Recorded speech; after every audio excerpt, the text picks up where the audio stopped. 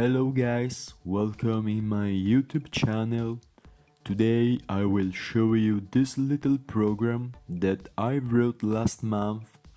So let's run it. As you can see, we have a Rubik cube. I made it thanks to OpenGL, that is a graphic library in Python 3, while for the window and for user events I have used Pygame.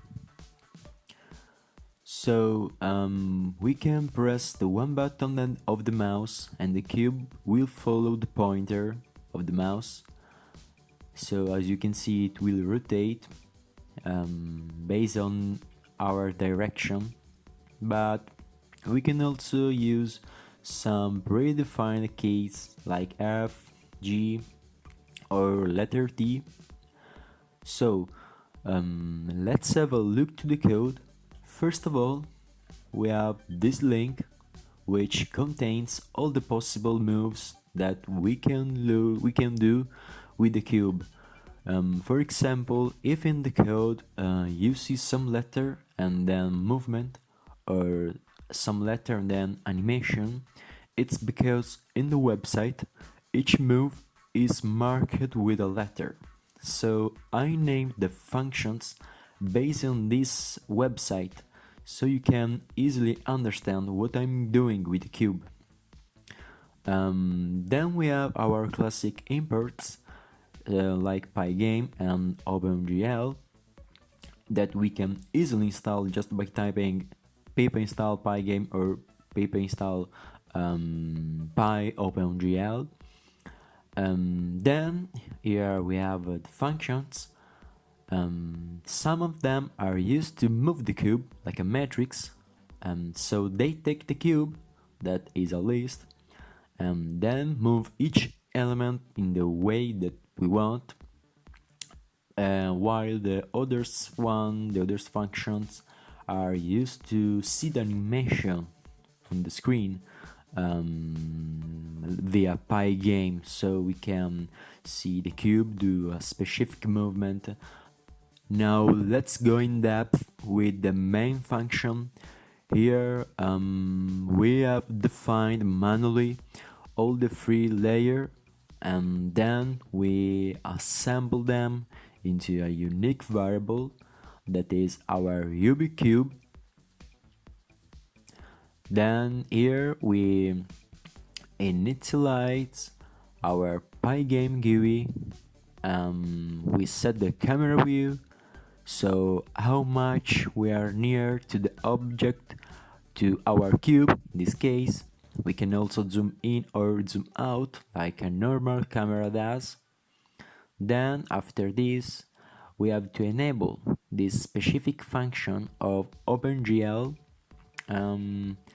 If we disable this, we won't have any depth of view and you will see the cube like this.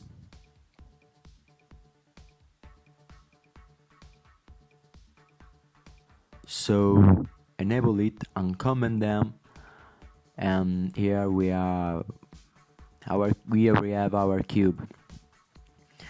Then we have our event variables that are paired to specific buttons via PyCharm for doing the animation or our movement. A little mention to prevpos X and prevpos Y that are for the mouse movements. Our code is capable to understand the move of the pointer, if it is going up or if it is going down. Honestly, it isn't very fine, but it let me to rotate the cube in a rude way, but it's okay.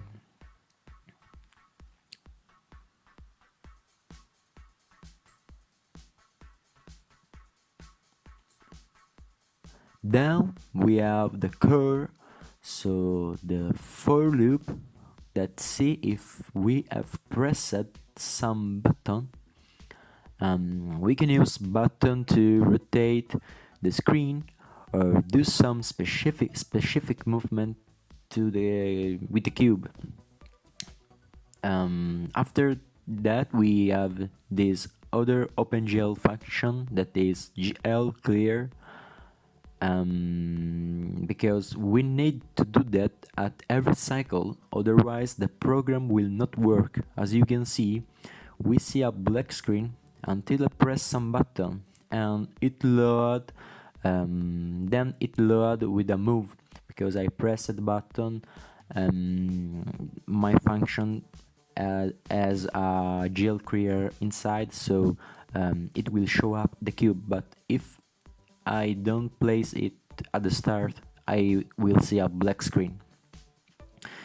Once the button is pressed and our event is true, and once we do the move and do the animation, we set the variable, we must set the variable to false, otherwise the loop will continue to do the same move, because it's a loop, it's a while loop, so we must disable it before going on.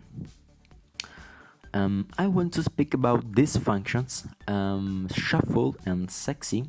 The first one, take the cube list and randomize each element so we can try to solve it manually, while sexy move is the name of a series of move in the Rubik cube world. In particular, if we do 6 times this move, the cube will return to the initial position. It's not magic, but it's just math. Then at the end of the cycle, we update our layers and the cycle will restart. So guys, I hope you have enjoyed this. You are feel free to download the code from the GitHub link that I place in the description. Bye bye and see you next time.